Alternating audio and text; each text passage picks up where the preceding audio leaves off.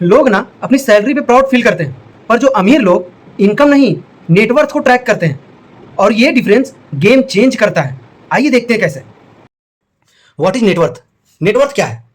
Net worth equal to your asset minus your liability. आपके पास जितने भी एसेट है उसको आप लाइबिलिटी से माइनस कर दो, वही आपका नेटवर्थ हो जाएगा। ये नंबर डिसाइड करता है आप फाइनेंशियली स्ट्रांग हो या फिर वीक हो।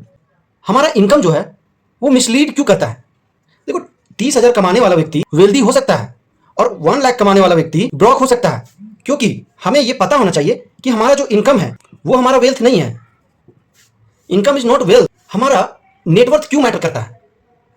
क्योंकि ये हमें दिखाता है रियल फाइनेंशियल ग्रोथ, दूसरा है रिवील्स हिडन डेब्ट्स, और तीसरा है शोज ट्रू एसेट बिल्डिंग्स। मतलब हमारा जो एसेट बन रहा है वो दिखाता है।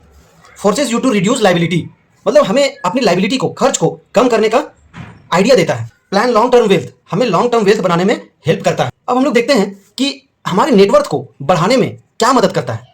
सबसे पहला हमारा हो जाता है इन्वेस्टमेंट, दूसरा हो जाता है सेविंग, तीसरा हमारा हो जाता है एसेट्स, चौथा हो जाता है इमरजेंसी फंड, पांचवा हमारा हो जाता है एसआईपीज, बिजनेस प्रॉफिट। अब हम लोग देखते हैं कि हमारे नेटवर्क को कम कौन करता है।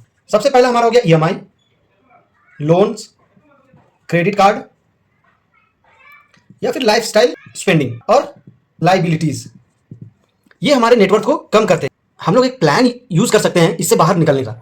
मंथ के एंड में सिर्फ 10 मिनट निकालो, अपने एसेट और लाइबिलिटी दोनों को लिस्ट करो और नेटवर्क को ट्रैक करो। क्योंकि हमारा जो इनकम होता है ना वो टेम्पोररी होता है, लेकिन जो हमारा नेटवर्थ है वो परमानेंट होता है।